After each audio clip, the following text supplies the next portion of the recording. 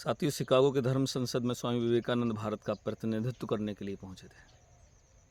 चूँकि विवेकानंद जी भारतीय थे और हमारी मातृभाषा हिंदी है, ऐसे में वहाँ के वक्ताओं के लिए, उपदेशकों के लिए, विचारकों के लिए, ऑरेटर्स के लिए ये गलत फहमी थी कि विवेकानंद जी भारतीय हैं, लिहाजा उनकी भाषा शैली अंग्रेजी में इतनी श्रेष्ठ नहीं होगी, उत्तम नहीं होगी, इतना बेहतर वो नहीं बोल सकते हैं। ऐसे में समय और सब्जेक्ट तय कर दिया गया।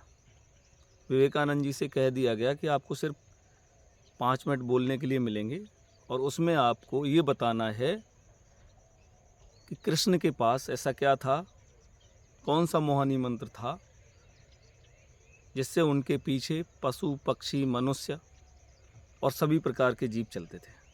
सब उन्हें बहुत ज़्यादा रेस्पेक्ट करते थे, प्यार करते थे, स्नेह करते थे। विवेकानंद जी ने कहा ठीक है, मैं अपनी बात शुरू करता हूँ। साथियों, जैसे ही विवेकानंद जी ने अपनी बात शुरू की, उन गरिमामयी शब्दों का इस्तेमाल किया जिन्हें सुनकर के अंग्रेजी वक्ताओं के रोंगटे खड़े होने लगे। उन्हें ये लगने लगा ये व्यक्ति तो बहुत ही प्रतिभावान है, टैलेंटेड है, इसे और वक्त मिलना चाहिए। स्वामी जी के वक्त में बड़ा इजाफा किया गया कि अब आप 10 मिनट बोल सकते हैं। इसके बाद फिर 15 मिनट बोलने का मौका दिया गया। इस दौरान जब विवेकानंद जी ने भगवान कृष्ण के बारे में, उनकी थ्योरी के बारे में बोलना शुरू किया, जैसे जैसे वो उनके बारे में बताते और अपनी भाषा शैली की श्रेष्ठता को लेकर के सदे हुए जैसे जैसे वो आगे बढ़ते, वैसे वैसे लोगों में आतुरता बढ़ती जाती कि अब ये क्या कहने वाले हैं, क्या बताने वाले हैं। विवेकानंद जी ने इस बीच में एक चीज़ और की।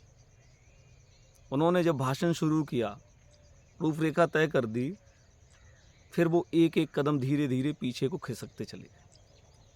जैसे विवेकानंद जी एक कदम पीछे को बढ़ते, सुनने वाले लोग एक कदम आगे को बढ़ाते।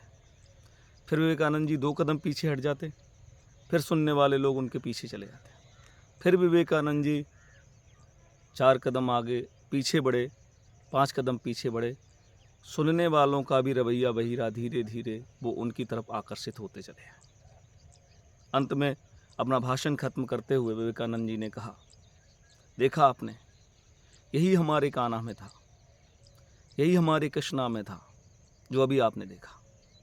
आप पहले मुझे बोलने के लिए 2 मिनट का वक्त नहीं दे रहे थे, 5 मिनट का वक्त नहीं दे रहे थे, और जैसे ही हमने अपनी बात रखी, आपने मेरे वक्त को भी बढ़ाया और आप धीरे धीरे मेरे पीछे भी आए।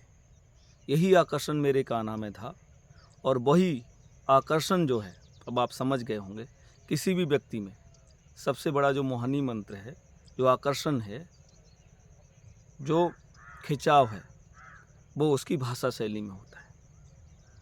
भाषा शैली का असर जीवों पर भी होता है, पशुओं पर भी होता है, पक्षियों पर भी होता है, मनुष्य पर भी होता है, सब पर होता है। यहाँ तक कि वनस्पतियाँ भी प्यार की भाषा को समझती हैं।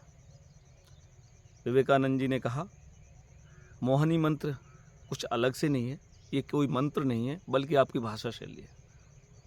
आप अपनी भाषा के दम पर पूरे विश्व को अपना कर सकते हैं और इसी के जरिए आप सबके अप्रिय भी हो सकते हैं।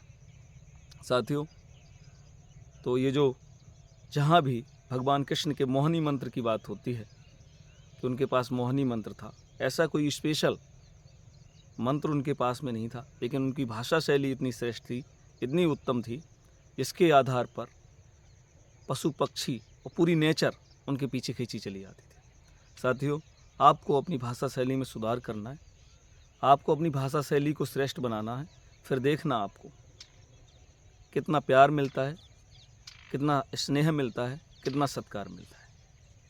तो साथियों, हमारा आज का वीडियो सुनने के लिए धन्यवाद। चैनल को सब्सक्राइब कर लीजिए और लगातार हमारे साथ जुड़े रहिए।